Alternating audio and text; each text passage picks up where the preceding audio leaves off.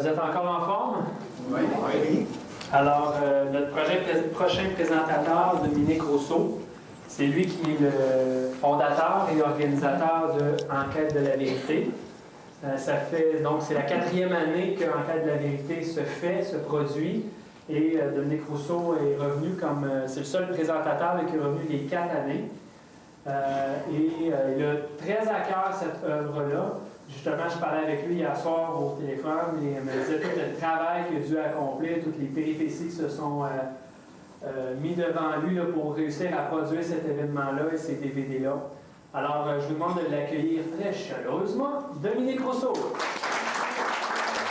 Rebonjour tout le monde. Je suis vraiment content d'être ici aujourd'hui et de poursuivre cette journée en quête de la vérité. On est déjà rendu à la 4e édition, comme Julien a dit, et toujours thématisé sur le thème des objections. Alors aujourd'hui, ce qu'on va voir, après avoir vu les objections contre la création, on va entrer plus dans le domaine du christianisme. Il y a eu toutes sortes d'attaques qui ont été dirigées contre le christianisme à travers l'histoire encore aujourd'hui. Et c'est ce que je vais regarder avec vous, point par point, pour regarder qu'est-ce que la Bible, qu'est-ce que la parole de Dieu dit à propos de ces attaques-là. Pour commencer, on va regarder dans 1 Pierre 3,15. Il est écrit de toujours être prêt à se défendre avec douceur et respect auprès de tous ceux qui demandent raison de l'espérance qui est en nous. Alors, depuis la venue du Seigneur Jésus-Christ, il y a eu toutes sortes d'objections, des attaques qui ont été lancées contre le christianisme. Pourquoi? Parce que Christ est une offense pour le monde. Jésus nous avait prévenu de ça. Ce n'était pas imprévu qu'il y ait des attaques contre lui. Il nous a dit « Heureux serez-vous lorsqu'à cause de moi on dira plusieurs choses fausses contre vous, toutes sortes de mal qu'on vous persécutera. » Donc, une telle opposition n'était pas imprévue. Lorsqu'il y a eu les événements en 2001, vous vous souvenez, le 9/11, le 11 septembre, lorsque 2 avions dirigés par des terroristes musulmans se sont écrasés dans les tours jumelles du World Trade Center, beaucoup se sont interrogés. Est-ce que l'islam fait la promotion d'une telle chose? Est-ce que ceux qui ont fait ces actes-là obéissaient réellement à leur prophète Mohammed? Pour ce faire, il fallait retourner à la source. Beaucoup de gens se sont interrogés, il y a eu un débat là-dessus. Leur source, c'était le Coran. Est-ce que dans le Coran, de telles actions sont commandées? Mais c'est la même chose. Lorsque le christianisme est attaqué et que des gens font des choses dans le nom de Dieu, il faut retourner à la source.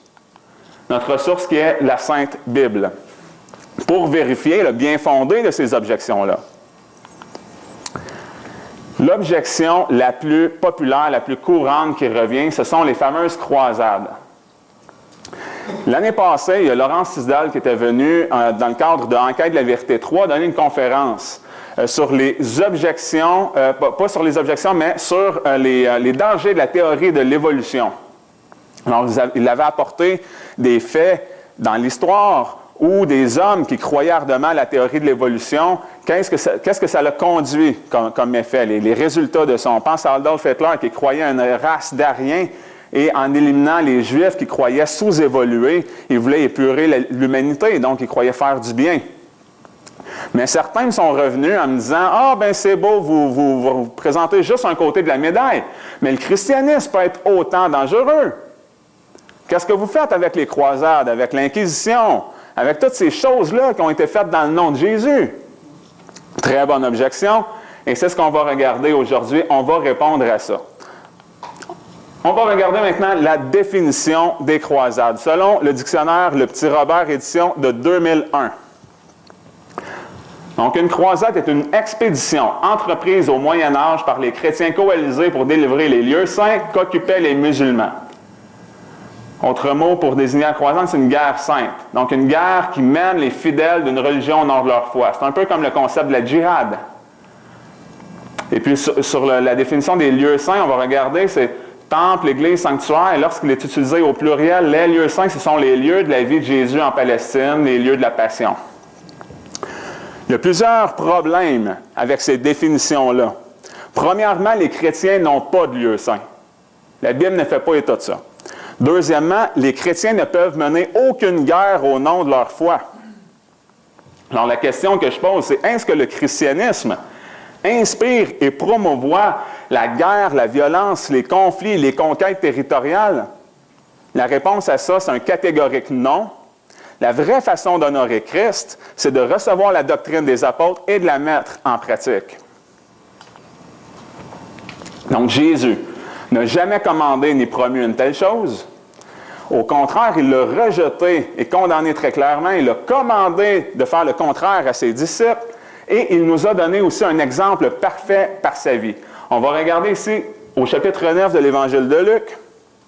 C'est les apôtres Jacques et Jean qui voulaient de leur propre initiative faire descendre du ciel pour brûler tous les habitants qui avaient refusé l'hospitalité au Seigneur Jésus et à ses disciples parce qu'ils étaient juifs.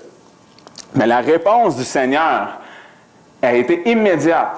Il se retourna et les censura en disant « Vous ne savez de quel esprit vous êtes animés, car le Fils de l'homme n'est point venu pour faire périr les hommes, mais pour les sauver. » Alors, comment est-ce que des chrétiens qui sont supposés être des imitateurs de Christ peuvent-ils aller faire la guerre de lieu en lieu et tuer des gens en son nom, dans le nom de Jésus-Christ?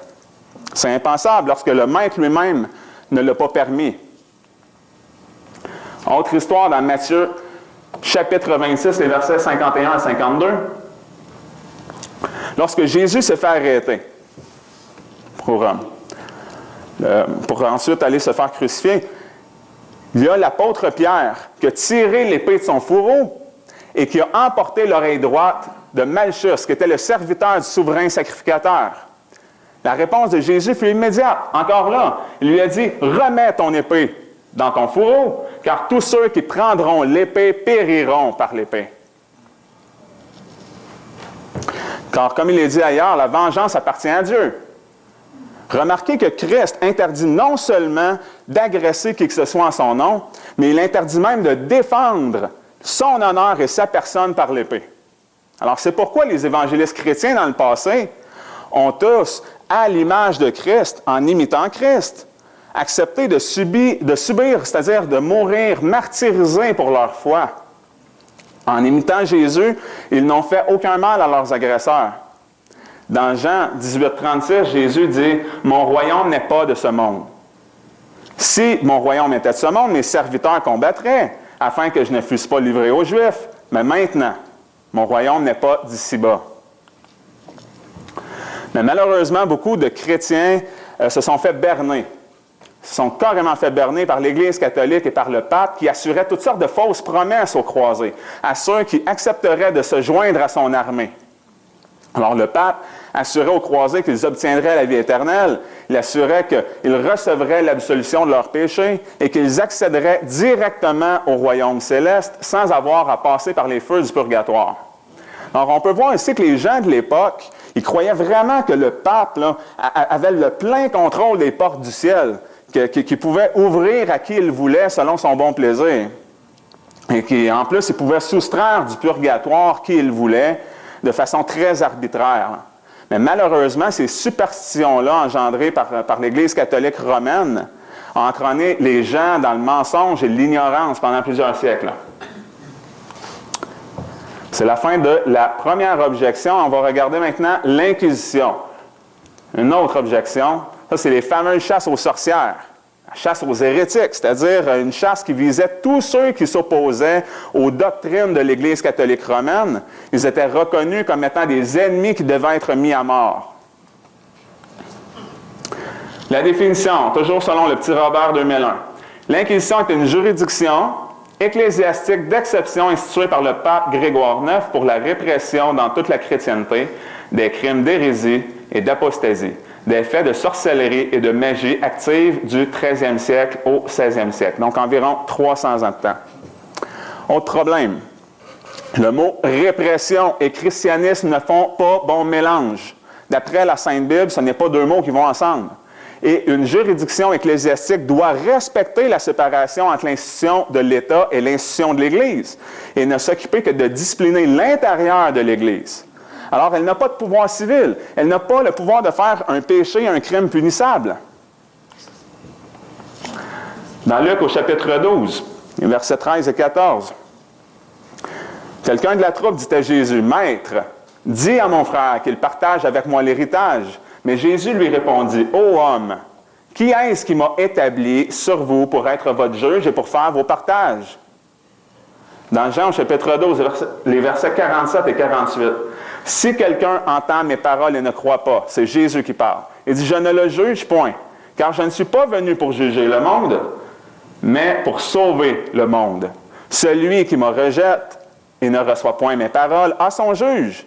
La parole que j'ai annoncée, c'est elle qui le jugera au dernier jour. » Donc, présentement, il n'y a aucun jugement terrestre qui soit lié à l'Évangile, qui soit par l'épée, soit par quelque autre châtiment humain. Jésus lui-même n'avait pas été établi pour être un juge terrestre lors de sa première venue. Bien qu'il va revenir à la fin pour juger les vivants et les morts. Donc, il nie pas qu'il va y avoir un jugement, mais ce jugement-là va se faire au dernier jour. On voit dans d'autres paraboles où il laisse l'ivraie et le blé coexister jusqu'à la moisson, jusqu'à la fin du monde. Dans Jean 3, 17, Dieu n'a point envoyé son Fils au monde pour condamner le monde, mais afin que le monde soit sauvé par lui. Verset très important. Donc, à l'exemple du Maître, qui est pourtant le Fils de Dieu, qui va juger sa création, qui va juger le monde, les disciples de Christ ne sont pas appelés à épurer la société et à faire le ménage. Au contraire, les chrétiens sont là pour sauver le monde en leur annonçant l'Évangile, en appelant les pécheurs à la repentance. C'est ça notre mission. Autre série d'objections qu'on va traiter, ce sont les différents abus, que j'ai subdivisés en plusieurs points. Le premier point, ce sont les abus de l'Église catholique qui a exercé un contrôle excessif. Un contrôle excessif de l'Église catholique, souvent dirigé contre les familles. Par exemple, le curé du village qui visitait chaque maison et qui allait faire des pressions sur les femmes pour qu'elles aient plus d'enfants, toujours plus d'enfants, plus rapidement. Alors, ces histoires-là sont courantes au Québec. S'il y en a des plus vieux dans la salle, ils ont peut-être même vécu ça. Précisons toutefois que bien que je dénonce cet abus de contrôle-là, eh bien, la position historique et biblique de l'Église n'est pas que l'avortement est un meurtre, mais aussi que le désir d'éviter les grossesses est contre nature et inévitable et même immoral, même dans le cadre du mariage. Donc, en réponse à cet abus-là, le christianisme ne prône pas le contrôle des naissances et la libération sexuelle. Ce que je veux vraiment dénoncer, c'est l'ingérence des curés dans les familles. Un contrôle qui ne devait pas se faire. Ce qui nous amène maintenant à regarder les limites de l'autorité pastorale. Qu'est-ce que la Sainte Bible nous dit? Dans 1 Pierre, le chapitre 5, les versets 1 à 3, il est écrit « Je prie les anciens qui sont parmi vous, paissez le troupeau de Christ qui est au milieu de vous, non point comme ayant domination sur les héritages du Seigneur, mais de telle manière que vous soyez modèles pour troupeau. » Alors, les pasteurs qui sont établis là par Dieu doivent être des serviteurs de la parole de Dieu. Ils doivent s'abaisser pour servir les brebis du troupeau de Jésus-Christ. Leurs enseignements, leurs exhortations doivent être conformes aux Saintes Écritures. Ils doivent aussi guider par l'exemple, être des modèles. Ils doivent respecter le fait que la famille naturelle est une institution distincte de celle de l'Église. Ils ne doivent pas s'immiscer dans la gouvernance des familles, comme le faisait le curé. Et quand il est dit dans la parole de Dieu qu'il faut obéir à nos conducteurs, eh bien, cela ne veut pas dire de se soumettre comme un dictateur, cela veut dire de se laisser persuader par la vérité qui sort de la bouche du pasteur. Ça veut dire qu'il faut se soumettre aux exhortations bibliques du pasteur, ne pas être des brebis difficiles ou indépendantes. Mais ce n'est pas une autorisation aux pasteurs d'outrepasser les limites de leur ministère pour s'ingérer dans les familles, comme le faisaient les curés à l'époque. Dans 1 Corinthiens, chapitre 11, verset 3, il est écrit « Je veux que vous sachiez que le chef de tout homme, c'est Christ, et que le chef de la femme, c'est l'homme, et que le chef de Christ, c'est Dieu. » Éphésiens 5, 22, 23. « Femmes, soyez soumises à vos maris, comme au Seigneur, car le mari est le chef de la femme, comme Christ est le chef de l'Église et il est aussi le sauveur de son corps. » Donc, dans la vie personnelle et familiale, le Seigneur demande aux femmes de se soumettre volontairement et librement à leur mari et non pas au curé ou à l'évêque, l'ancien. L'autre abus que j'aimerais dénoncer, ce sont les scandales de pédophilie qui sont souvent étroitement liés avec l'Église catholique. On entend dans les journaux, les médias, vous avez peut-être déjà vu ça passer, des histoires où des prêtres étaient accusés d'avoir abusé de jeunes enfants. Ça peut se voir aussi du côté protestant. Qu'est-ce que la Bible dit? Avant de regarder ce que la Bible dit, on va regarder ce que le Didaché dit. La Didaché, c'est un des documents les plus anciens en notre possession, un des documents les chrétiens les plus anciens, qui a été écrit vers la fin du 1er siècle, au maximum au début du 2e siècle. C'est appelé aussi l'enseignement des 12 apôtres. Alors, c'est quand même un document intéressant à consulter. Le chapitre 2, verset 1, il est écrit « Voici maintenant le second commandement de l'enseignement. Tu ne tueras point, tu ne commettras point d'adultère, tu ne souilleras point les enfants et tu ne seras point impudique. » Bibliquement, un tel péché est condamné, c'est-à-dire plus généralement là, dans l'impudicité, la fornication et la violence faite à son prochain. Donc, ça rejette catégoriquement tout scandale de pédophilie. Ce n'est pas attribuable à la Bible. Au contraire, ceux qui commettent de telles choses transgressent des commandements très explicite. On le voit dans l'Apocalypse 22, chapitre 22, versets 14 et 15. « Heureux ceux qui observent ces commandements afin d'avoir droit à l'arbre de vie et d'entrer par les portes dans la ville. Mais dehors seront les impudiques, les empoisonneurs, les fornicateurs, les meurtriers, les idolâtres et quiconque aime et pratique le mensonge. »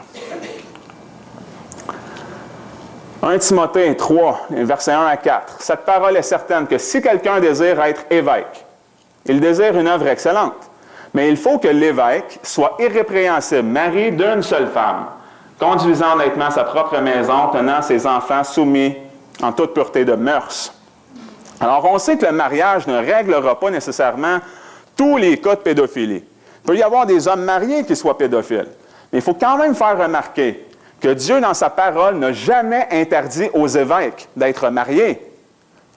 Au contraire, il n'a jamais commandé le vœu de célibat et il n'a jamais fait du célibat un état nécessaire supérieur pour être berger du troupeau. Ce que l'Église catholique prône en obligeant les prêtres, les curés, les cardinaux, les évêques, le pape à ne pas être mariés est qualifié par la parole de Dieu comme une doctrine de démon.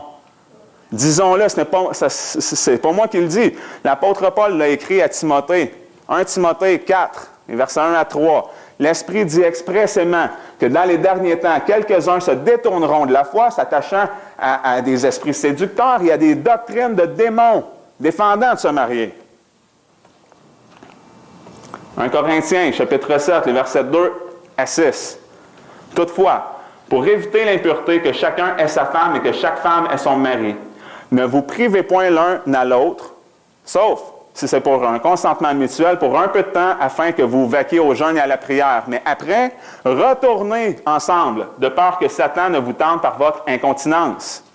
Alors Dieu il a hautement recommandé que chaque homme qui n'a pas un don spécial de célibat, de chasteté pour rester célibataire, eh bien qu'il se marie et qu'il vive de cette manière-là sa chasteté dans le cadre légitime du mariage, afin de l'aider à éviter les passions sexuelles là, désordonnées.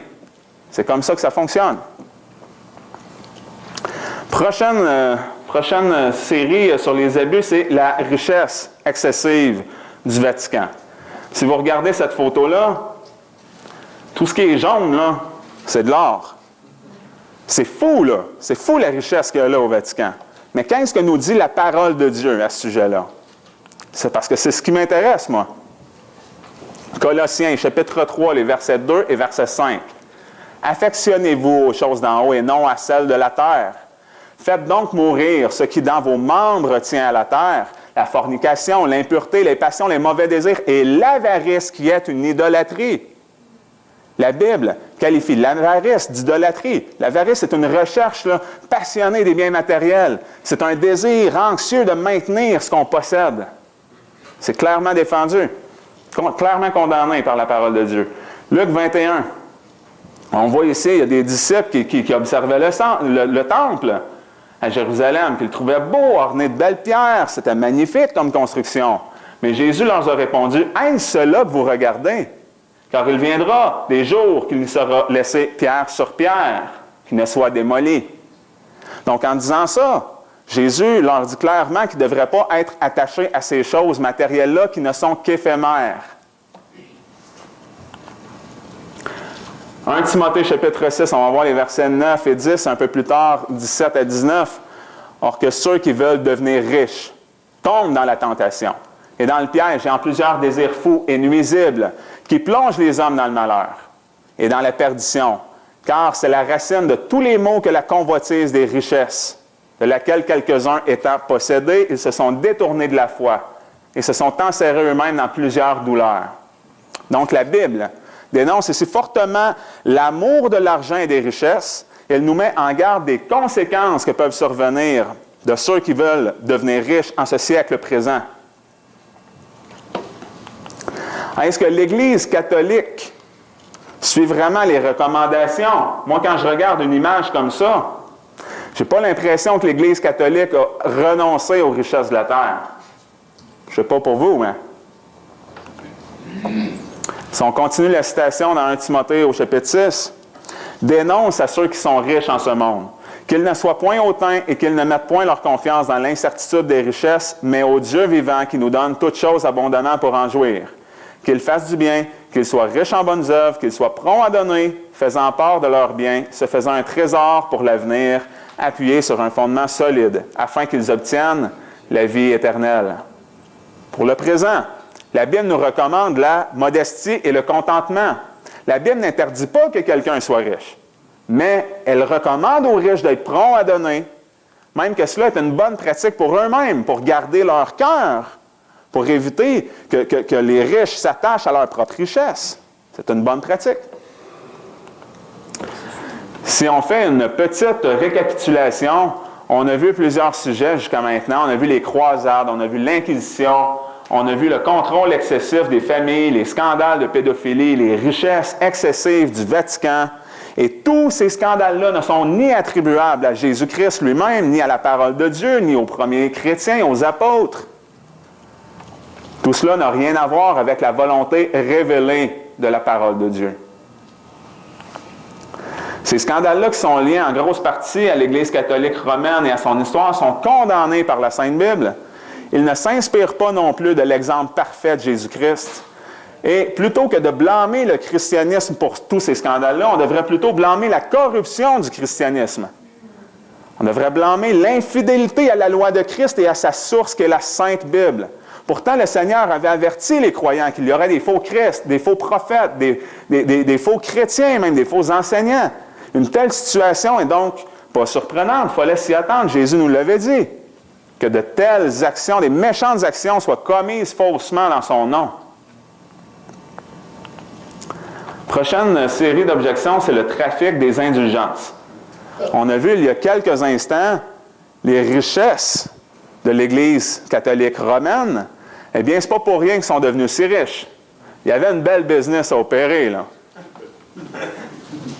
Regardons, qu'est-ce que l'indulgence? D'après le petit Robert 2001, l'indulgence est une rémission par l'Église des peines temporelles que les péchés méritent. Il faut noter que l'indulgence, c'est étroitement relié au concept du purgatoire. Pourquoi? Parce qu'en achetant des indulgences, ils pouvaient réduire le temps passé dans les feux du purgatoire. C'était comme ça que ça fonctionnait. Si on regarde, c'est quoi la définition du purgatoire? D'après la théologie catholique, le purgatoire est le lieu où les âmes des justes expient leurs péchés avant d'accéder à la félicité céleste. Donc, cette doctrine-là sert à toute fin pratique à manipuler les fidèles par leur conscience, par la peur du purgatoire, puis par leur amour de leurs proches. Parce que les gens pouvaient aussi acheter des indulgences pour libérer leurs proches, ceux qui étaient décédés avant eux, afin de les libérer du purgatoire au plus vite, là. Alors, il y a toute une manipulation comme ça. Les gens croyaient qu'ils avaient besoin de passer par l'Église puis par le pape pour avoir accès au royaume céleste. Il y avait toute une grosse superstition, là. Mais qu'est-ce que la parole de Dieu dit vraiment à propos de ça? Dans 1 Timothée 2,5, il est écrit, « Car il y a un seul Dieu et un seul médiateur entre Dieu et les hommes, Jésus-Christ, homme. » Donc, ce n'est pas par l'entremise d'un pape ou par l'entremise de l'Église catholique romaine qu'on peut avoir accès à Dieu. Il y a un seul médiateur, Jésus-Christ. Dans Galates, au chapitre 2, verset 16, « Sachant que l'homme est justifié non pas par les œuvres de la loi, mais par la foi en Jésus-Christ. Nous avons nous-mêmes cru en Jésus afin d'être justifiés par la foi en Christ, et non par les œuvres de la loi, parce que nul chair ne sera justifié par les œuvres de la loi. » Donc, les prédicateurs de l'Évangile proclament le pardon pour tous ceux qui se repentent et croient en Jésus. Mais jamais, au grand jamais, ni l'Église ni le pape n'ont le pouvoir de pardonner les péchés de façon arbitraire, c'est-à-dire selon leur bon plaisir et sans aucune règle établie, soit en entier, soit en partie, ou encore moins en faire le trafic pour de l'argent. C'est très grave. Christ a tout accompli à la croix. C'est fait. Tout est déjà pourvu et la distribution de ce don-là qui est si merveilleux et grandiose, elle est totalement gratuite. D'ailleurs, au début du 16e siècle, il y avait un moine catholique du nom de Martin Luther, qui était très brillant, avocat par formation, et puis il étudiait la Bible. Et lui, en étudiant la Bible, il s'est rendu compte que les indulgences étaient totalement contraires. On ne retrouvait pas ça dans les Saintes Écritures. Alors, il s'est levé pour protester contre l'Église catholique et il a écrit 95 thèses contre le commerce des indulgences. Il a écrit ces 95 thèses qu'il est allé les clouer sur la porte de l'église de Wittenberg en Allemagne le 31 octobre 1517. Et la plupart des théologiens s'accordent pour dire de cette date-là que ça a été le lancement de la grande réforme. Qu'est-ce que Martin Luther disait dans ses thèses contre les indulgences en général? Il disait que tout chrétien vraiment contré a le droit à la rémission entière de la peine et du péché, même sans l'aide d'indulgence, que tout vrai chrétien vivant ou mort participe à tous les biens de Christ et de l'Église par la grâce de Dieu et sans l'aide d'indulgence, et qu'il faut enseigner aux chrétiens qu'ils font mieux, que ceux qui donnent aux pauvres et aux nécessiteux font mieux que ceux qui achètent des lettres d'indulgence. Laissez-moi vous présenter maintenant les 5 grands solas de la Réforme. C'est-à-dire, c'est une formule en latin. Sola, ça veut dire seul. C'est un mot qui caractérise très bien la foi évangélique lorsqu'on la compare avec la doctrine catholique. Les catholiques, eux, ils vont dire, oui, on est sauvé par la foi, mais ils vont rajouter plus des bonnes œuvres. Oui, on est sauvé par Jésus, mais plus Marie qui doit être co-rédemptrice. Mais si on regarde qu'est-ce qui caractérise vraiment là, le christianisme évangélique biblique, l'enseignement des réformateurs sur le salut le distingue très bien. On le voit, le sola fide, qui signifie qu'on est sauvé par la foi seule. Sola scriptura, révélé par l'écriture seule. Le solus Christus, c'est par Jésus-Christ seul. Sola gratia, par la grâce de Dieu seul. Et soli deo gloria, c'est pour la gloire de Dieu seul. Allons maintenant à cette prochaine série d'objections sur les sectes. Parce que lorsqu'on se dissocie clairement du catholicisme romain ici au Québec, eh bien, il arrive quoi? On se fait poser toutes sortes de fausses étiquettes, là, on se fait considérer comme étant dans une secte. Mais il y a plusieurs sectes aujourd'hui dont j'aimerais dénoncer et nous dissocier, qui n'ont rien à voir avec les 5 solas que je viens d'énumérer, qui n'ont rien à voir avec les bases qui font du christianisme évangélique biblique ce qu'on croit. Alors, la première secte que je veux dénoncer, ce sont les témoins de Jéhovah.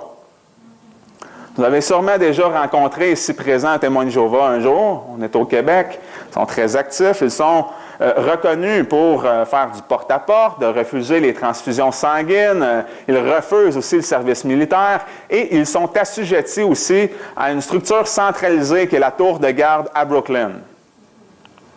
Ils ne croient pas non plus que Jésus est pleinement Dieu, c'est-à-dire de la même substance que Dieu, le Père homoousios. Ils rejettent aussi la Trinité.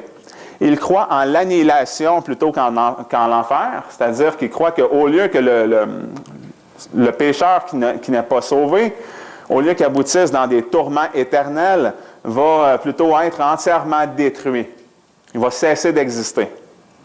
Et puis, ils ont leur propre version trafiquée de la Bible qui s'appelle la traduction du Nouveau Monde. Ils vont ajouter aussi des écrits extra-bibliques. Le magazine de la Tour de Garde, que vous avez peut-être déjà vu, ou Réveillez-vous.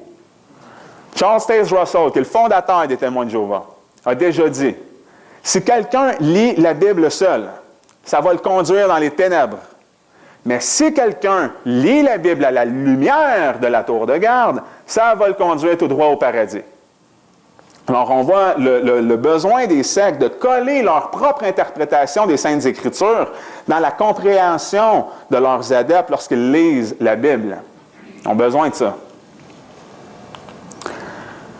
Je ne fais pas une conférence pour défendre la divinité de Jésus-Christ. C'était un débat qui a déjà eu lieu très tôt dans l'histoire chrétienne. Ça a été résolu en 325 au Concile de Nicée. Je vous invite à lire les écrits de Athanase qui a complètement démoli la position d'Arius. Donc, les témoins de Jéhovah font simplement recycler une vieille hérésie parce que, en croyant que Jésus est seulement un petit Dieu, on le voit ici dans Jean, au chapitre 1, verset 1, verset 14, ça démontre clairement que Jésus-Christ est la parole et que cette parole-là est Dieu. Donc, Jésus-Christ est Dieu. Mais les témoins de Jéhovah, dans leur version trafiquée, vont changer ici le D majuscule par un D minuscule. Donc, ils vont faire de Jésus un petit Dieu à côté de Dieu le Père. Ça, c'est qualifié d'idolâtrie par le premier des 10 commandements qui dit « Tu n'auras pas d'autre Dieu devant ma face ». Je sais que le mot « Trinité » n'est pas non plus contenu dans la parole de Dieu, explicitement là, avec ce mot-là, « Trinité », mais le concept il est présent un peu partout. On le retrouve à plusieurs endroits dans les Saintes Écritures. Matthieu 28, 19, c'est un bon exemple. Il est écrit « Allez donc, instruisez toutes les nations, les baptisant au nom du Père, du Fils et du Saint-Esprit ». Concernant l'annihilation, c'est-à-dire la doctrine qui dit que les gens, au lieu de souffrir des tourments éternels, vont tout simplement cesser d'exister, ça ne tient pas quand on compare cette doctrine-là avec la Bible. Dans 2 Thessaloniciens, chapitre 1, les versets 7 à 9, il est écrit « Le Seigneur Jésus apparaîtra du ciel avec les anges de sa puissance dans un feu flamboyant pour exercer la vengeance contre tous ceux qui ne connaissent point Dieu et qui n'obéissent pas à l'évangile de notre Seigneur Jésus-Christ. Ils subiront leur peine, une perdition éternelle, par la présence du Seigneur et par sa puissance glorieuse. » Ou encore dans Matthieu 25, 46, ils iront aux peines éternelles. Mais les justes iront à la vie éternelle. Donc, on voit ici la durée. La durée est éternelle. Elle n'a pas de fin. Autre secte que j'aimerais dénoncer et nous dissocier, c'est l'Église de Jésus-Christ des derniers jours, qui sont connus aussi sous le nom des Mormons. On voit ici leur bâtiment principal de culte qui est situé à Salt Lake City, qui, selon moi, ressemble étrangement à un château de Walt Disney. Les Mormons, ils ajoutent aussi le livre de Mormon à la Sainte Bible, qu'ils prétendent être une nouvelle révélation. On le voit même sur la couverture de leur livre, là, c'est marqué « Un autre témoignage de Jésus-Christ ». Un autre témoignage de Jésus-Christ.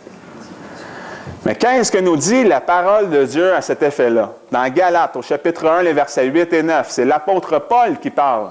Et il dit « Quand même nous-mêmes, ou un ange du ciel vous annoncerait un évangile différent de celui qu'on vous a annoncé, qu'il soit anathème. » Comme nous vous l'avons déjà dit, je poursuis la citation, je le dis encore maintenant, si quelqu'un vous annonce un évangile différent de celui que vous avez reçu, qu'il soit anathème, c'est-à-dire considéré comme un hérétique, un ennemi de la foi chrétienne. Pour expliquer l'origine du livre de Mormon, Joseph Smith, leur fondateur, raconte qu'il a obtenu cette nouvelle révélation-là d'un messager qui s'appelle Moroni. Moroni lui aurait expliqué l'endroit où était caché un livre avec des plaques d'or reliées par des gros anneaux. Et Joseph Smith aurait dû traduire ce livre-là qui était dans un dialecte incompréhensible. Alors, il aurait trouvé ça avec un Urim et un Thurim, c'est-à-dire 2 pierres transparentes. Il aurait tout traduit ce livre-là. Et juste en passant, on n'a aucune preuve de l'existence de ces plaques d'or-là, de ce gros livre-là. parce que, oh, étrange, Joseph Smith nous raconte qu'il a dû redonner le livre au messager Moroni après avoir fini la traduction. C'est quelque chose dans l'œil, là. Les Mormons ajoutent également 2 autres livres. En plus d'avoir la Bible, le livre de Mormon, ils ajoutent aussi Doctrines et Alliances et la Perle de Grand Prix. Alors, on voit la tendance des sectes à ajouter des écrits extra-bibliques sans cesse là, à la Bible. On voit qu'ils ne tiennent pas aux 5 solas que j'ai mentionnés plus tôt. Un des solas, c'était le sola scriptura, les saintes écritures seules. On voit ici le mot « seul » qui est important. Alors, les sectes, ils ne tiennent pas à ces points-là qui définissent globalement le christianisme évangélique. Dans Apocalypse, le chapitre 22, versets 18 et 19, « Je proteste à quiconque entend les paroles de la prophétie de ce livre, que si quelqu'un y ajoute, Dieu fera tomber sur lui les plaies écrites dans ce livre, et si quelqu'un retranche des paroles du livre de cette prophétie, Dieu retranchera sa part du livre de vie et de la sainte cité et des choses qui sont écrites dans ce livre. » Alors, c'est quelque chose de très grave de rajouter ou d'enlever à la parole de Dieu. Le livre de l'Apocalypse, c'est, soit dit en passant, le dernier livre du canon biblique. Il atteste que la révélation de Jésus-Christ est entièrement complète. Et tout ce qui nous reste maintenant, c'est d'attendre son précieux et glorieux retour. Mais en attendant ce grand retour-là, Dieu maudit toute tentative de retrancher ou d'ajouter quelque chose à sa parole, à sa révélation complète. Donc, selon la Sainte Bible, le livre de Mormon est un livre qui est maudit de Dieu. Autre caractéristique des Mormons, ils n'adhèrent pas à la doctrine classique de la Trinité. Ils ont une doctrine d'exaltation selon laquelle l'homme peut devenir graduellement Dieu lui-même. Ils croient à la préexistence des êtres humains, ils pratiquent le baptême pour les morts et ils croient aussi au salut par les bonnes œuvres. Un autre point auquel ils ne nous adhèrent pas, lorsque je vous ai présenté les solas, on a vu le sola fide, c'est la foi seule qui sauve, le salut par la foi seule. Eux, ils croient au salut par les bonnes œuvres. La dernière secte maintenant, dont j'aimerais nous dissocier clairement, ici on voit l'acteur Tom Cruise qui est derrière le podium. On voit ici sur le podium, il y a un symbole de croix. On voit dans leur nom le mot « Église », c'est marqué « Église de Scientologie », c'est leur nom. Mais à part ces 2 symboles-là, la croix puis le mot « Église », bien, sachez qu'il n'y a absolument rien de chrétien avec eux. Rien, même qu'une croyance en Dieu n'est pas requise pour faire partie de la Scientologie. Ils croient à la préexistence des âmes, ils croient à la réincarnation. Et puis le récit là, qui a été écrit dans la deuxième moitié du 20e siècle par Ronald Hubbard, l'auteur de science-fiction, donc qui justifie l'existence de l'Église de la Scientologie, eh bien c'est un véritable roman de science-fiction. Je vous dis, là, il y a des confédérations intergalactiques, il y a des extraterrestres impliqués, des bombes nucléaires. Je vous dis, c'est n'importe quoi. Il n'y a absolument rien de chrétien avec eux, là. Dernière objection, prochaine objection, c'est-à-dire, c'est le légalisme. Pour les plus vieux dans la salle, est-ce que ça rappelle des souvenirs? Alors, le légalisme, c'est-à-dire de respecter la loi à la lettre. Alors, les questions qui se posent, est-ce que les chrétiens doivent faire des bonnes œuvres pour gagner leur ciel? Est-ce que les chrétiens peuvent se penser meilleurs que les autres? Est-ce que les chrétiens vivent malheureux sous plein d'interdits, écrasés par la loi? Voyons ce que dit la Bible. Éphésiens, chapitre 2, versets 3 à 10, je vous les lis. « Nous étions par nature des enfants de colère comme les autres. Mais Dieu, qui est riche en miséricorde à cause de la grande charité dont il nous a aimés lorsque nous étions morts dans nos fautes, nous a rendus à la vie ensemble en Christ. Car vous êtes sauvés par grâce, par le moyen de la foi, et cela ne vient pas de vous, c'est le don de Dieu. Ce n'est point par les œuvres, afin que personne ne se glorifie, car nous sommes son ouvrage, ayant été créés en Jésus-Christ, pour les bonnes œuvres que Dieu a préparées d'avance, afin que nous y marchions. » Donc, les chrétiens sont des nouvelles créatures faites pour faire les bonnes œuvres, préparées d'avance par Dieu. Ces œuvres-là sont donc naturelles et sont plaisantes à la fois. Ce n'est pas pour gagner notre ciel qu'on fait ça. Il faut être clair. Les chrétiens aussi se savent entièrement sauvés par grâce. Ça ne vient pas de nous. On ne s'est pas sauvé soi-même, là. Il n'y a rien qui nous distingue des autres. Alors, on se sait par nature aussi pire. Est-ce qu'on peut se penser meilleur? Non, on ne peut pas s'estimer meilleur que personne. Et la foi en l'Évangile aussi apporte un bonheur, apporte une joie, une paix et une délivrance, c'est-à-dire un bonheur qui ne dépend pas de nos circonstances, de la vie présente ici terrestre. Donc, les chrétiens ne sont pas malheureux, ils ne vivent pas malheureux écrasés par la loi. Ça fait le tour du légalisme. On va voir maintenant les groupes extrémistes. On a vu plusieurs sectes dont j'ai voulu me dissocier.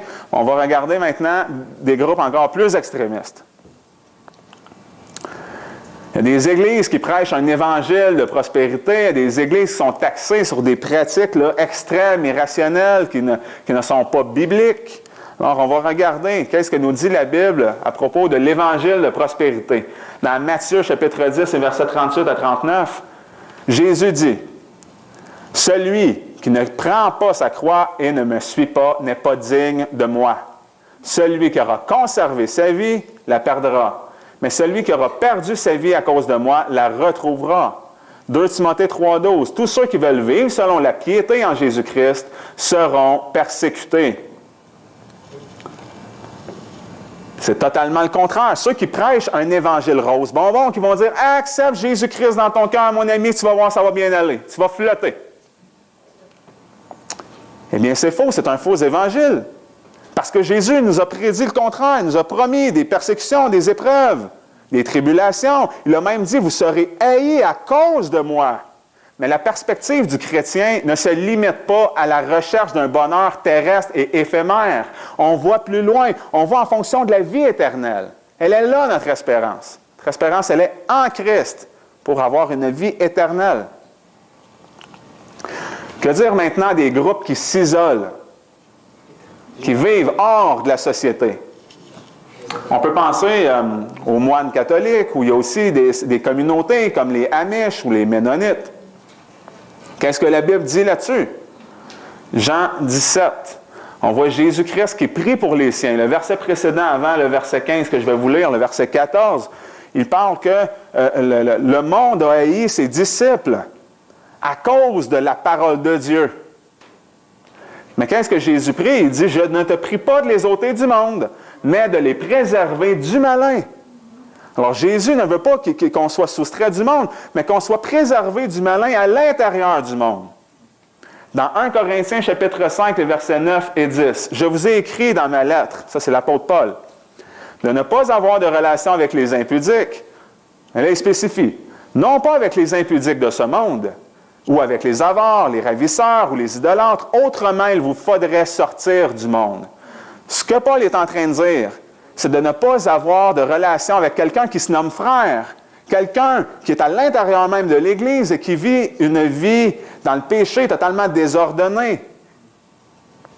Mais de continuer à avoir des relations avec le monde à l'extérieur. Pourquoi? Parce qu'il nous a gardés ici sur terre pour être des ambassadeurs de Christ. On doit être une lumière dans le monde pour annoncer l'Évangile, pour amener les pécheurs à la repentance. L'autre objection que j'aimerais traiter, qui caractérise parfois des groupes plus extrémistes, ce sont les retenues sur les salaires, les retenues automatiques. Qu'est-ce que nous dit la Bible là-dessus? Dans 2 Corinthiens, chapitre 9, verset 7. « Que chacun donne selon qu'il a résolu en son cœur, non à regret ni par contrainte, car Dieu aime celui qui donne avec joie. » Donc, si c'était des retenues salariales de façon automatique, mais ça contredirait ce que Paul vient de dire, de ne pas donner par contrainte. Il faut donner avec joie, il faut donner selon ce que chacun a résolu dans son cœur. Dans Galates, au chapitre 6, les versets 2 et 6, il est écrit « Portez les fardeaux les uns des autres et accomplissez ainsi la loi de Christ, que celui qu'on instruit dans la parole fasse part de tous ses biens à celui qui l'instruit. » Donc on voit qu'il est aussi biblique pour ceux qui œuvrent dans la parole, de supporter ces gens-là, de supporter ceux qui œuvrent dans la parole. On ne veut pas que nos missionnaires, que nos anciens, que nos pasteurs soient des indigents. On ne veut pas qu'ils manquent de ressources matérielles. Ces versets-là démontrent très bien que l'apôtre Paul se devait d'exhorter, c'est-à-dire d'encourager les chrétiens à subvenir aux besoins et à donner. Mais s'il y avait eu une retenue salariale systématique, automatique, Paul n'aurait pas eu besoin d'exhorter de cette manière-là. On voit très bien que ce n'était pas fait, OK, on te saisit ton salaire automatiquement. Autre chose qui peut parfois caractériser des groupes très extrémistes, si on voit Jim Jones, l'Ordre du Temple solaire, David Koresh, qui sont tous malheureusement célèbres pour des histoires sordides de suicide collectif, on va regarder qu'est-ce que nous dit la parole de Dieu à ce sujet-là. Romains 13, verset 9. En effet, les commandements. Tu ne commettras point d'adultère, tu ne tueras point, tu ne déroberas point, tu ne diras point de faux témoignages. Tu ne convoiteras point. Et tout autre commandement, tout cela se résume dans cette parole. Tu aimeras ton prochain comme toi-même. Nous avons été créés à l'image de Dieu, pour glorifier Dieu. On est son ouvrage, créé à son image. On ne doit pas faire violence à nos corps. Qui nous dit la parole de Dieu? On est le temple du Saint-Esprit. Dans 1 Corinthiens 3,17, il est écrit que si quelqu'un détruit le temple de Dieu, Dieu le détruira. C'est grave, car le temple de Dieu est saint et vous êtes ce temple. Alors, c'est quelque chose d'extrêmement grave que d'inciter quelqu'un à faire violence à son propre corps. Autre groupe extrémiste, ce sont ceux qui prédisent à tout bout de champ ou qui essaient de spéculer sans cesse sur des dates, qui essaient de trouver exactement quand Jésus-Christ puis la fin du monde va arriver. Ils spéculent sur le retour de Jésus. Mais la Bible est claire sur ce sujet-là. Dans Matthieu 24, 36, pour ce qui est du jour et de l'heure, personne ne le sait, non pas même les anges du ciel, mais mon Père seul. Matthieu 25, 13, veillez donc car vous ne savez ni le jour ou l'heure où le Fils de l'homme viendra. Je pourrais continuer en exposant dans 1 Thessaloniciens, chapitre 5, pour ce qui concerne les temps et les moments, vous n'avez pas besoin, frères, qu'on vous en écrive. Alors, c'est très général, pas juste concernant le moment précis, mais en général, les temps et les moments, vous n'avez pas besoin qu'on vous en écrive, nous dit l'apôtre Paul. Vous savez bien, en effet, vous-même, que le jour du Seigneur viendra comme un larron dans la nuit. Puis il continue dans les versets suivants en nous disant, vous, ce jour-là ne doit pas vous surprendre parce que vous êtes du jour, dépouillez-vous des œuvres de ténèbres et revêtez-vous de charité, d'espérance et de foi. C'est de cette manière-là qu'il veut qu'on l'attende, en vivant une vie sainte. Alors, on a vu que le christianisme biblique n'a rien à voir avec tout ce que je vous ai présenté. On se dissocie complètement de ces choses-là. Il n'y a rien à voir avec ces fausses doctrines-là et toutes les mauvaises œuvres qui ont été commises dans le nom de Jésus-Christ. Je reprends les vraies caractéristiques du christianisme maintenant. Il faut avoir une foi biblique. C'est-à-dire que notre foi, elle est fondée sur les 66 documents de l'Ancien et du Nouveau Testament. C'est le canon biblique, les Saintes Écritures. On voit aussi que le salut est gratuit. Dans Éphésiens 2, chapitres 8 à 10. Pas par les œuvres, c'est par la foi. C'est un don de Dieu.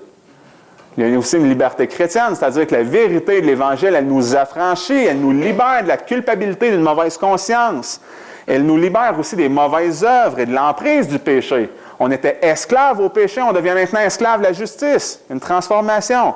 Et les commandements de Christ, c'est-à-dire les chrétiens suivent les commandements, les préceptes et l'exemple parfait du Seigneur, Jésus. Si vous demanderiez maintenant à un catholique, à un musulman, à un juif et à un véritable chrétien, où iras-tu après la mort? Le musulman, lui, vous répondrait, « Ah, je crois que j'irai dans le paradis. » Pourquoi? Ah, j'ai été un bon musulman, je me suis soumis à Allah, j'ai fait le shahada, la déclaration de la foi, j'ai fait le salat, c'est-à-dire une prière rituelle 5 fois par jour en direction de la Mecque. J'ai fait le zakat, c'est-à-dire j'ai été charitable envers les pauvres, j'ai fait le sam, j'ai jeûné à chaque année pendant le ramadan. J'ai fait le Hajj, mon pèlerinage à la Mecque. Ce sont les 5 piliers de la foi que j'ai gardés. Vous demanderiez la même question maintenant aux Juifs et vous direz, j'ai été un bon Juif. J'ai gardé les 10 commandements depuis ma jeunesse. J'ai suivi la Torah. Vous demanderiez aux catholiques. Vous direz, j'ai été un bon catholique, j'ai fait des bonnes œuvres, j'ai été baptisé, j'ai suivi les sacrements de l'Église catholique. Mais vous demanderiez maintenant aux véritables chrétiens qui vous répondraient, je vais aller dans le royaume des cieux. Alors pourquoi? Bien, je ne le mérite pas. Je suis né, j'ai été conçu dans le péché. Je n'ai jamais rien fait d'agréable à Dieu pour mériter une telle chose, pour mériter un don si merveilleux. Alors vous, de l'interrompre, de dire, wow, time out, mon ami, là. Je peux comprendre le catholique, je peux comprendre le juif, puis le musulman. Ils ont fait des choses, ils ont fait des sacrifices, ils ont fait des bonnes œuvres pour mériter leur accès au ciel. Puis toi, tu es en train de me dire que tu es un pécheur, tu es en train de me dire que tu ne mérites rien, puis que tu vas rentrer quand même. C'est pas logique. Le vrai chrétien, de répondre, j'y vais, mais pas par mon mérite, par le mérite d'un autre. Jésus-Christ, l'agneau de Dieu qui ôte les péchés du monde.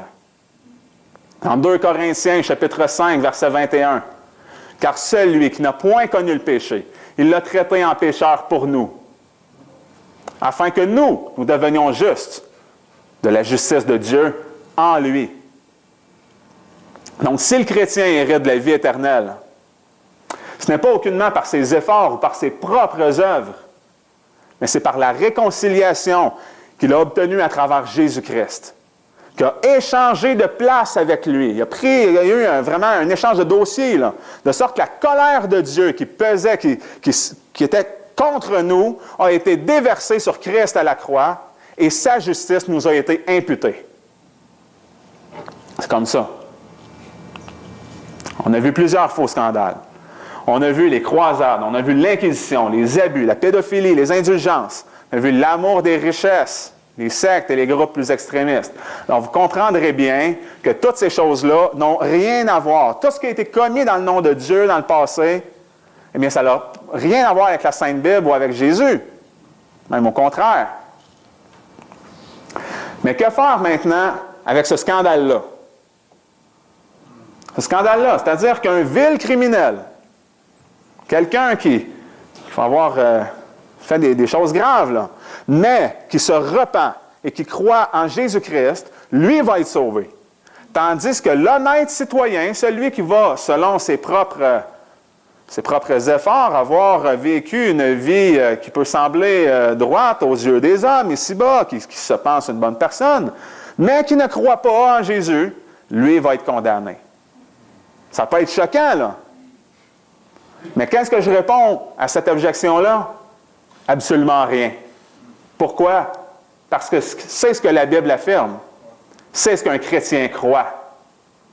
Dans Jean 3, 18, « Celui qui croit en lui n'est point condamné, mais celui qui ne croit point est déjà condamné, parce qu'il n'aura pas cru au nom du Fils unique de Dieu. » C'est ça le vrai scandale. La prédication de la croix est une folie pour ceux qui périssent. Mais pour nous qui sommes sauvés, elle a la puissance de Dieu. Car tandis que le monde, par cette sagesse, n'a point connu Dieu dans la sagesse de Dieu, il a plu à Dieu de sauver les croyants par la folie de la prédication. On continue la citation dans 1 Corinthiens. Nous prêchons Christ crucifié. Scandale pour les Juifs. Folie pour les Grecs. Mais pour ceux qui sont appelés, tant Juifs que Grecs, le Christ est la puissance de Dieu et la sagesse de Dieu. Car la folie de Dieu est plus sage que les hommes, et la faiblesse de Dieu plus forte que les hommes. L'Évangile, c'est le seul vrai scandale. Ce que j'ai voulu faire par ma conférence, c'était démonter tous les faux scandales, toutes les faussetés qui peuvent être véhiculées dans le nom du christianisme, de sorte à ce que si vous rejetez la religion chrétienne aujourd'hui, je ne veux pas que ça soit basé sur des faussetés. Je ne veux pas que ça soit à cause d'une mauvaise conception, des choses fausses, des mensonges qu'on véhicule. Mais si vous rejetez le christianisme, c'est Jésus-Christ lui-même que vous rejetez. Dans Romains 3,10, il est écrit « Il n'y a point de juste, non pas même un seul. » Luc 18,19, Jésus a dit que personne n'est bon sauf Dieu seul. Apocalypse 21,27, il est écrit que rien de souillé va entrer dans la présence de Dieu dans son royaume. On peut se rappeler aussi l'histoire dans Luc 23, où 2 brigands crucifiés, un à la gauche et un autre à la droite de Jésus-Christ. Il y en a un des deux qui s'humilie et qui reconnaît que le châtiment qu'il avait, la crucifixion, était juste et mérité dans son cas, mais que Jésus-Christ ne méritait pas un tel châtiment. Et il a dit à Jésus, « Souviens-toi de moi lorsque tu iras rejoindre ton Père dans ton royaume. » La réponse de Jésus à ce brigand-là, un criminel qui avait fait des choses graves là, pour être condamné à la crucifixion, puis de son propre aveu, le criminel dit, « C'est ce que je mérite. » Mais Jésus lui dit, « Je te le dis en vérité, tu seras aujourd'hui avec moi dans le paradis. » Ça peut être choquant de se dire, « Oh, un tel homme va être sauvé, tandis que l'autre, hey, c'est un bon Jack. Lui, il ne sera pas. » Mais rappelons-nous, on l'a lu plus tôt, il n'y a pas de juste.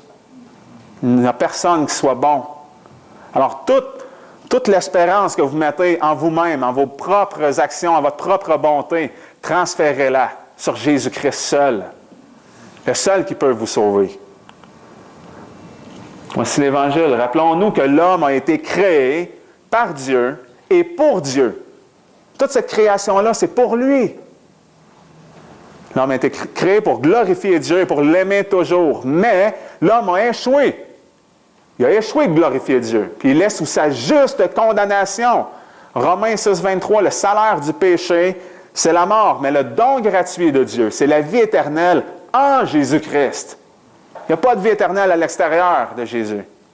Jésus a entièrement porté la colère de Dieu sur la croix et il a souffert la punition que mérite le pécheur. Et tous ceux qui, par la grâce de Dieu, se tournent vers le Seigneur dans la repentance et qu'ils croient en lui, sont pardonnés. Ils sont justifiés, ils seront même glorifiés. Je vous quitte avec ces quelques versets en Romains 1, 16. Je n'ai point honte de l'Évangile, car c'est la puissance de Dieu pour le salut de tous ceux qui croient. 2 Corinthiens 5, 20. Nous faisons donc la fonction d'ambassadeur pour Christ, comme si Dieu exhortait par nous. Et nous vous supplions, au nom de Christ, soyez réconciliés avec Dieu. Si c'est la première fois que vous entendez l'Évangile aujourd'hui, eh bien, je vous supplie, soyez réconciliés avec Dieu. C'est son désir. Que vous détourniez de l'iniquité et que vous puissiez croire en lui. Alors, l'appel a toujours été le même, mais je vous le lance encore aujourd'hui. Le temps est accompli, le royaume des cieux approche, repentez-vous et croyez en l'Évangile. Car ce Jésus est la pierre qui a été rejetée par vous qui bâtissez, qui a été faite la principale pierre de l'angle. Il n'y a de salut en aucun autre. Il n'y a de salut en aucun autre. Car sous le ciel, il n'y a pas un autre nom qui a été donné aux hommes par lequel nous devions être sauvés.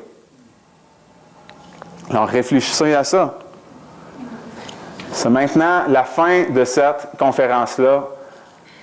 Je vous invite à rester parce que dans 2 petites minutes, on va poursuivre avec une session de questions où moi et Julien Perrault, on va revenir ici sur scène pour répondre aux questions de l'audience.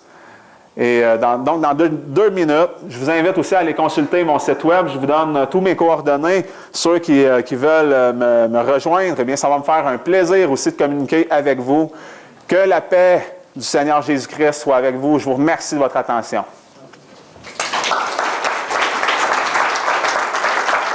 La question s'adresse à Dominique. M'entendez-vous? Très bien. Quand tu as parlé de la prédistance, peut-être que c'est une croyance qui était dans une secte. Je n'ai pas compris qu'est-ce que tu voulais dire par là, la prédistance des âmes. OK. Dans le fond, Ça, c'était l'Église de Scientologie. Hein? OK. Il y avait les Mormons, il y a aussi la Scientologie qui croit ça. OK. Bon, ben la préexistence des âmes, c'est qu'ils croient finalement que les âmes ont toujours existé. Donc, si on compare avec la Bible, on sait très bien qu'on a été créé. Dieu est éternel. Pas nous. Mais eux, ils croient que ça a toujours erré là, dans l'univers. D'ailleurs, les scientologues, eux, ils croient même pas à un Dieu là, nécessairement. Là.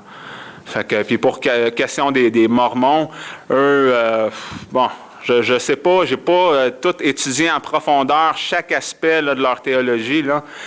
Ils ont tellement de livres, comme on a vu, des écrits extra-bibliques, là, ils mélangent plein de choses. Hein, fait que c'est certain si on se fie à la Bible seule, mais eux autres ils vont tout le temps rajouter d'autres écrits. Puis leur livre de Mormon, eh bien, il fait état d'être au-dessus de la Bible en termes d'autorité. Donc, pour un Mormon. Si la Bible dit quelque chose, puis que le livre de Mormon contredit la Bible, ils vont croire au livre de Mormon. C'est comme ça que ça fonctionne. Même si dans le livre de Mormon, il y a un paquet d'incohérences, si on fait le test du prophète, dans la Bible, on voit que tout ce qui a été annoncé par les prophètes, c'est toujours accompli avec précision. Et la Bible nous dit que si quelqu'un parle au nom du Seigneur et que l'événement n'arrive pas, nous dit de regarder ce prophète-là comme un faux, de ne pas l'écouter et pas avoir peur de lui. Mais dans le livre de Mormon, il y a un paquet de prédictions comme ça, des prophéties qui sont annoncées et puis qui sont farfelues, que l'histoire a prouvé être fausse. Mais continuez de croire au livre de Mormon. Pourquoi? Ils vont dire que la Bible a des défaillances. Ils vont dire qu'originellement, la Bible était parfaite, mais elle a perdu au fil du temps. Elle a été corrompue, c'est-à-dire. Fait que c'est ça que l'ange, leur messager, le Moroni, serait venu faire, c'était de redonner un récit exact, plus exact, pour qu'il y ait des nouvelles révélations. C'est pour ça qu'il l'appelle aussi un autre témoignage de Jésus-Christ. Alors, c'est carrément à rejeter si on analyse plus en profondeur qu'est-ce que le livre de Mormon dit. C'est vraiment une grosse science-fiction américaine. C'est un récit qui est basé sur une histoire qui aurait eu lieu ici en Amérique. Ça raconte des guerres du passé, des civilisations disparues. C'est farfelu. Salut Dominique. Bonjour. Yvon. Moi, je vais juste pour te dire que Dieu avait dit la fête de la Trinité dans Genèse 1, 25. En partant. Faisons l'homme. Faisons, c'est au pluriel. C'est juste ce que je voulais dire. Oui, oui. C'est ça, ben comme ça, on le voit à plusieurs endroits dans la Bible, le concept de la Trinité. Alors, on voit que, bon, il était au pluriel. Peut-être qu'à ce moment-là, il y en a qui pourraient se dire, ah, ben, était-tu 8, était-tu 10? Non, on le voit qu'il était 3. Fait que si on regarde toutes les Saintes Écritures, la Bible parle d'une Trinité, même si le mot n'est pas contenu explicitement dans la parole. Le débat, par exemple, il était déjà entamé bien avant le Concile de Nicée en 325. Pourquoi ils ont traité de cette question-là en 325? C'était pas qu'ils ont décidé que la Trinité de croire, ils n'ont pas décidé de croire en ça en 325. C'était déjà connu, c'était déjà une croyance bien établie, mais ils ont tout simplement mis un clou dans la question en 325. Lorsqu'il y avait plusieurs hérésies aussi qui circulaient, dont l'hérésie d'Arius, qui croyait que Jésus-Christ n'était pas de la même substance que Dieu le Père. Oui, ma question est pour Julien. Concernant, je pense que ton 7e point, tu parlais des animaux dans l'arche. Quand tu as parlé des dinosaures dans l'arche, souvent, les gens vont réfuter ça en disant que pourquoi on n'a pas plus de dinosaures aujourd'hui. J'aimerais que tu expliques un peu les théories qui expliqueraient le fait que les dinosaures sont disparus, si effectivement ils ont disparu. Il y a énormément d'espèces qui ont vécu ça. Ça marche-tu, ça? Ou c'est à chaque fois que c'est moi qui le prends, il ne marche pas? C'est bon, juste non, en fait, il y a une quantité énorme là, d'espèces et de formes de vie qui ont existé par le passé, qui n'existent plus. Le registre fossile regorge d'espèces qui n'existent plus, là, d'ailleurs, toutes les espèces du Précambrien. Donc, une des théories qui peut avoir été émise, pourquoi les dinosaures se sont mal adaptés à l'environnement après le déluge, c'est qu'il peut y avoir eu une pression atmosphérique qui était différente, puis les dinosaures sont réputés pour avoir des poumons pas mal petits à comparer à la grosseur pour certains dinosaures. Ça peut être une théorie, mais il n'y a pas, du côté créationniste comme évolutionniste, les deux ont à résoudre cette question-là parce que les dinosaures ont existé, ils n'existent plus. Mais j'ai pas tant que ça connaissance là, des théories parce que c'est beaucoup un domaine qui est spéculatif puis ça m'intéresse moins.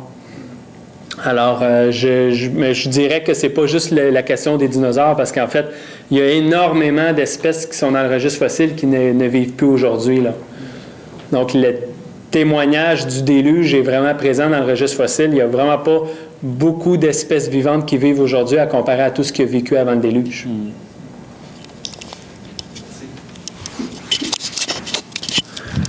Si vous permettez, on voit aussi qu'avant, les hommes avaient une espérance de vie beaucoup plus longue qu'aujourd'hui. Donc, il y a eu un changement. Dieu a changé les règles. Fait que maintenant, l'espérance de vie, nous dit, est de 120 ans. Alors, peut-être que ça aussi, ça a un rapport avec une explication là, de pourquoi est-ce que tant d'espèces qui ont disparu soudainement comme ça ou graduellement après le déluge. Oui, bonjour. Je voulais savoir comment ça se fait qu'on ne voit pas souvent dans les présentations des livres des fossiles humains. Je me demandais s'il y en avait et aussi s'il y en a qui prouveraient l'existence qu'il y a déjà eu des géants comme le Genèse en parle. Je ne pense pas être qualifié pour répondre à cette question-là. Tout simplement parce que je ne me suis pas beaucoup intéressé à ce sujet-là, mais effectivement, il n'y a pas beaucoup de fossiles d'humains tant que ça là, qui sont connus. Par exemple, on a plusieurs fossiles de l'homme de Néandertal, mais on n'a pas tant de fossiles des autres hominidés là, qui sont souvent clamés comme étant des espèces transitionnelles entre l'homme et l'humain. Mais ils ont tous été, avec le temps, reclassifiés comme des espèces cousines de l'humain. Mais ce qu'on peut dire, par contre, c'est que l'homme de Néandertal apparaissait comme beaucoup plus robuste que l'humain. Au niveau de ses os, de son fémur, les dents de sagesse étaient complètement développées. Alors, une des choses qu'on peut dire, c'est que l'homme de Néandertal, à ma connaissance, on a plus d'ossements de cette espèce-là, qui était un homme qui, si on l'habillerait comme nous on est habillés aujourd'hui, on ne verrait même pas la différence dans la rue. Entre nous et lui, et on peut noter quand même qu'il apparaissait comme vraiment un plus robuste à l'époque. C'est peut-être justement quand même en lien avec le fait que l'ADN humain a dégénéré. Mais je ne peux pas vous dire plus sur l'existence des géants, je ne connais pas. Non. La question est pour M. Perrault.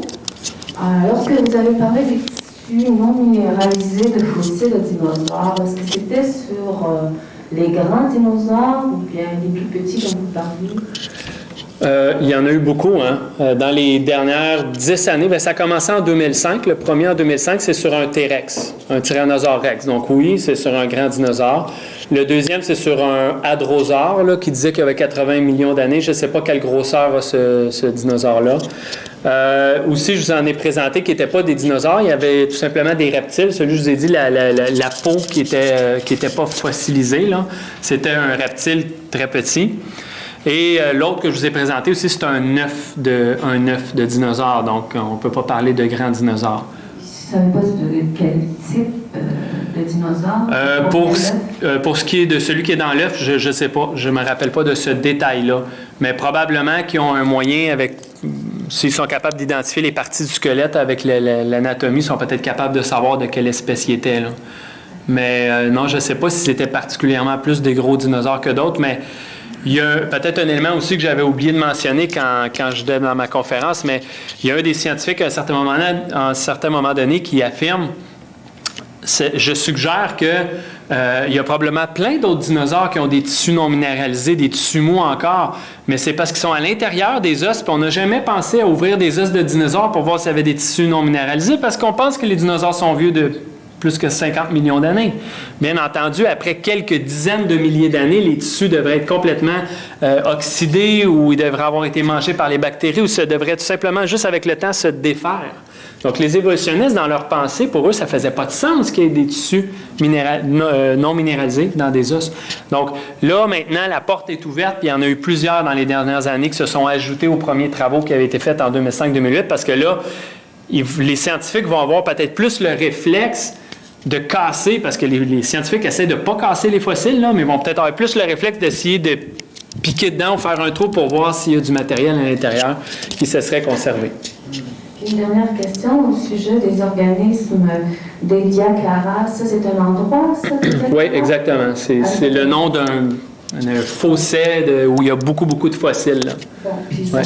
Je ne sais pas c'est dans quelle région, mais il y en a beaucoup en Chine et au Canada, des endroits où ils trouvent des panoplies de fossiles, là, des endroits spécifiques. Celui-là en particulier, non, je ne sais pas dans quel pays.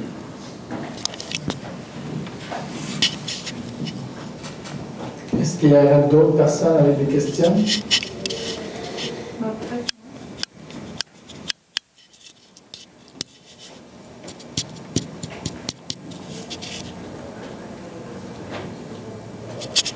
C'est pas une question, c'est plutôt un commentaire. Vous avez peut-être oublié une objection, c'est qu'il y a beaucoup de gens qui disent que la Bible a beaucoup changé depuis 2000 ans. Que la Bible qu'on a aujourd'hui, c'est pas la même qu'il y a 2000 ans. Moi, en tout cas, j'ai entendu ça.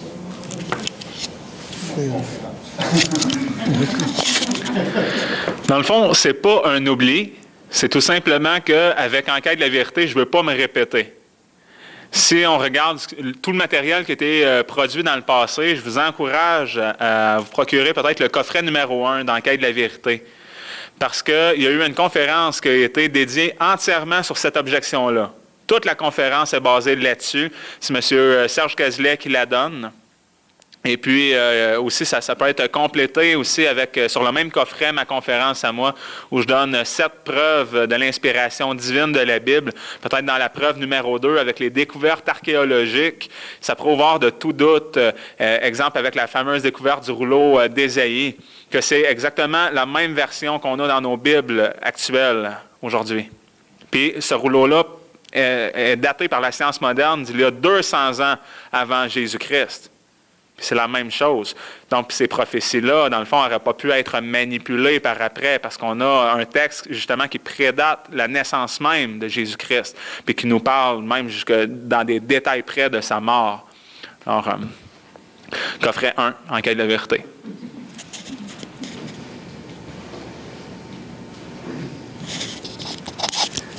Bonjour, moi, c'est peut-être plus une interrogation concernant toutes ces faits qui ressortent concernant le créationnisme, concernant les preuves de la création. Est-ce que vous avez mis des moyens d'action pour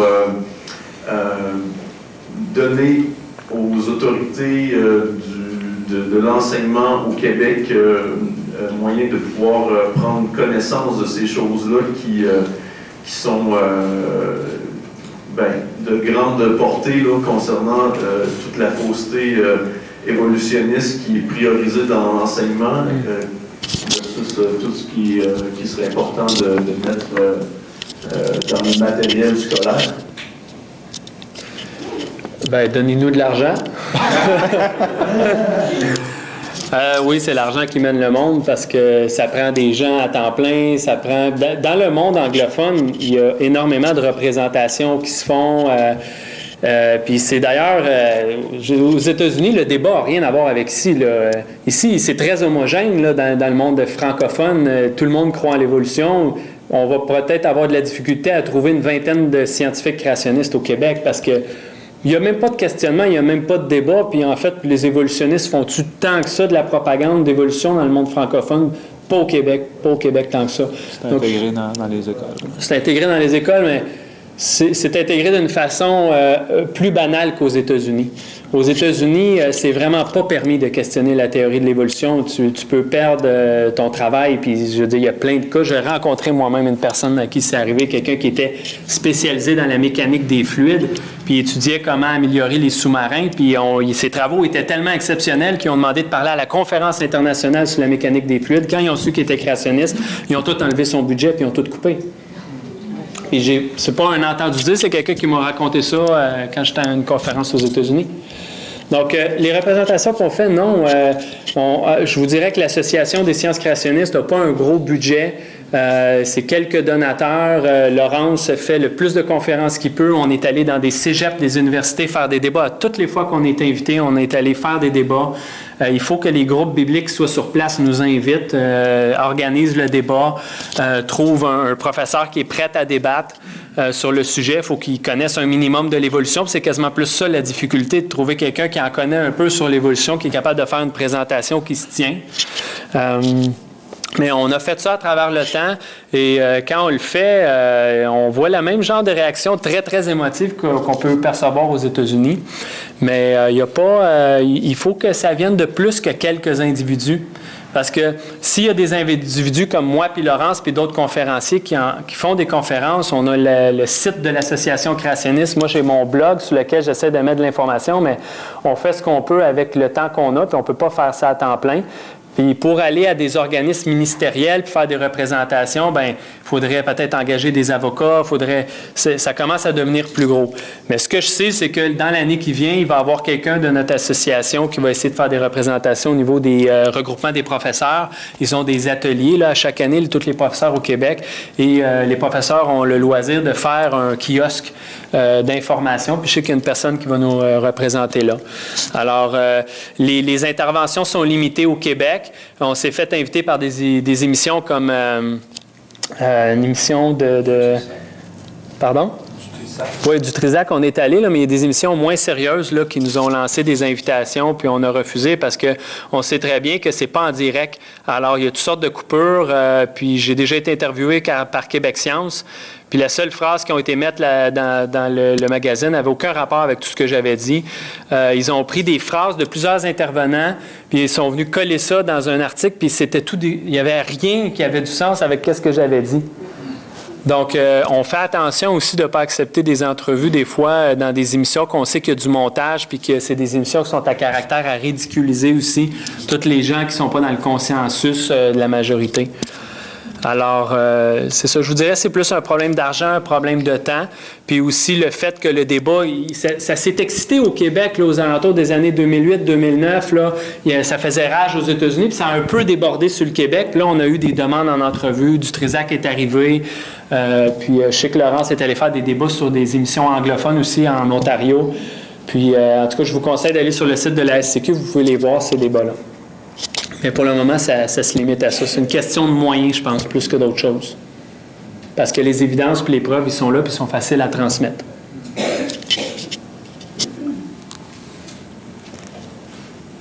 Est-ce qu'il y en a qui voudraient poser une question?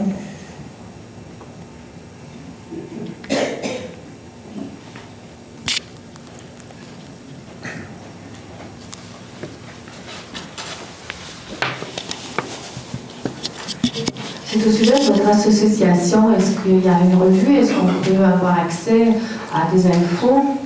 S'abonner, s'inscrire? Oui, je vous encourage à le faire. Le site, c'est créationnisme.com. Okay. Donc, créationnisme avec un N à la fin. Créationnisme.com. C'est mensuel chaque mois? Bien, écoutez, comme je vous dis, c'est encore une question de temps et d'argent. Le but premier du site, c'est de mettre des articles en ligne. Donc, on prend beaucoup de matériel dans le monde anglophone, des articles avec des images, de mettre des vidéos en ligne. Comme le ministère Enquête de la vérité, il y a des DVD qui sont en vente. On a une multitude de coffrets de DVD, là, des conférences de moi et Laurence, entre autres, qu'on a faites à travers le temps. Puis, il y a aussi mon blog à moi. Moi, je suis en train d'investir massivement dans mon blog aussi, qui est créationactualité.com dans un mot.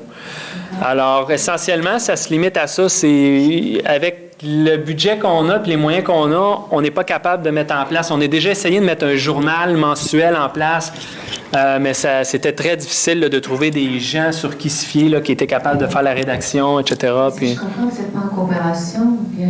Pardon? Vous n'êtes pas en coopération ou bien en association avec d'autres, je ne sais pas moi, outre-mer, internationales? Ben, il y a pas... il y a une association qui s'appelle Answers in Genesis, qui, eux, ont commencé à développer un volet anglophone. Ceux sont à travers le monde. Là. C'est énorme, Answers in Genesis. Font des trucs pour les enfants. Ils ont un musée aux États-Unis, un musée créationniste. C'est très fort. Puis eux autres, ils développent un volet francophone. Je sais qu'on a été approchés avec eux autres pour... Mais non, il n'y a pas beaucoup... En France, il n'y en a pas d'associations créationnistes francophones qui ont une ampleur de la nôtre. Là. L'Association créationniste du Québec, là, un site web avec des conférenciers qui donnent des conférences régulièrement, des articles qui sont publiés régulièrement. Dans le monde, c'est pas très fort en France. C'est peut-être même encore moins qu'ici. Le consensus est encore plus fort en France. Il n'y a aucun questionnement, aucun débat. Donc, on ne parle même pas d'une privation de liberté d'esprit. Le monde se questionne, mais ils ne sont même pas rendus à se poser la question encore, on dirait, là.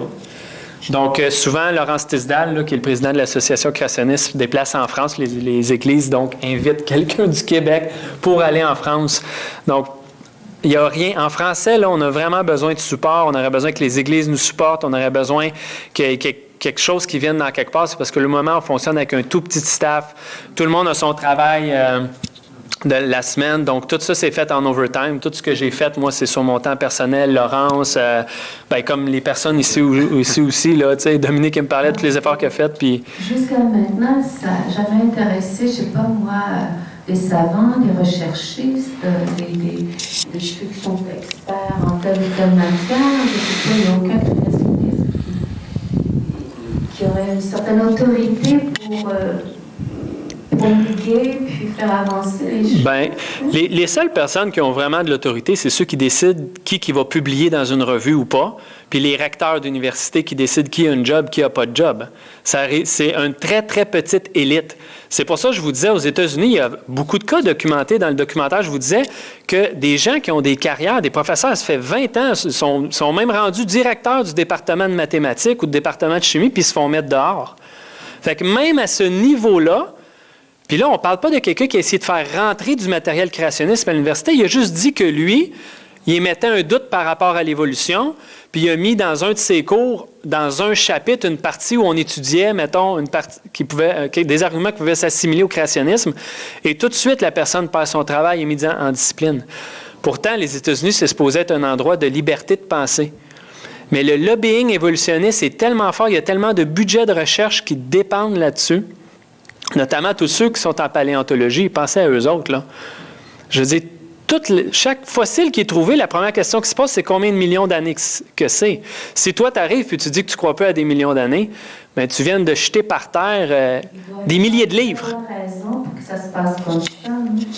Bien, c'est parce que la science, puis ça choque qu'on dise ça, mais la science est politique. Pourquoi la science est politisée? Parce que tout dépend de l'argent. Vous me posez la question, pourquoi on n'est pas capable de faire plus? C'est l'argent.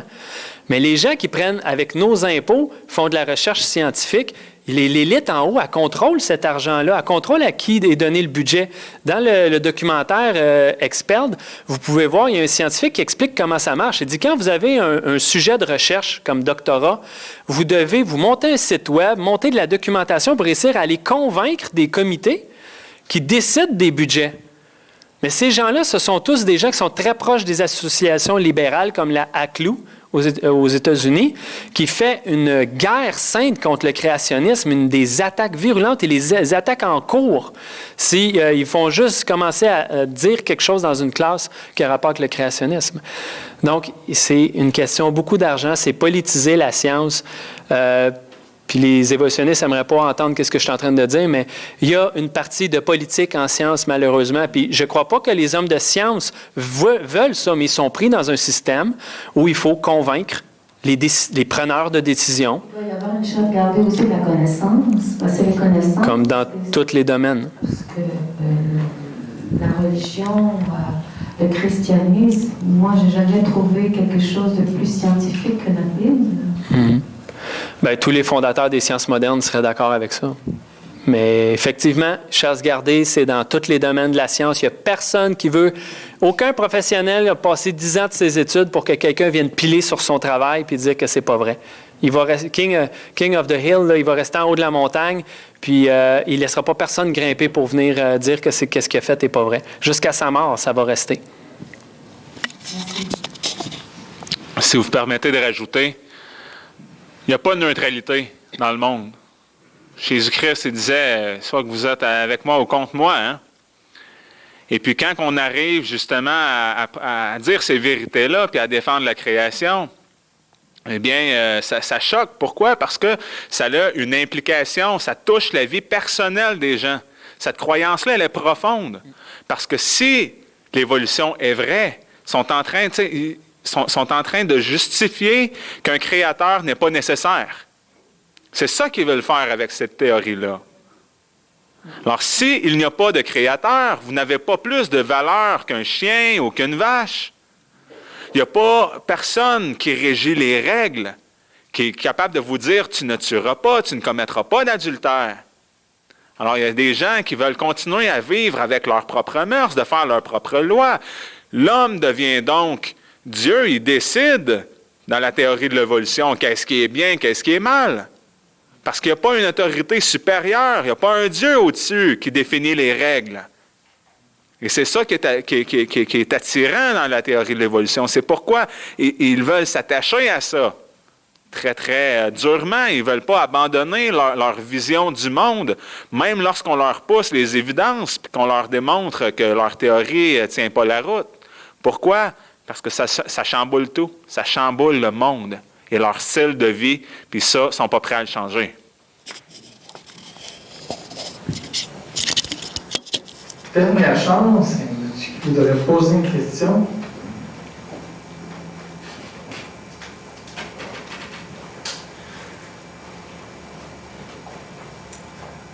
Oui. Fait qu'on peut s'applaudir les panélistes. Je vous remercie.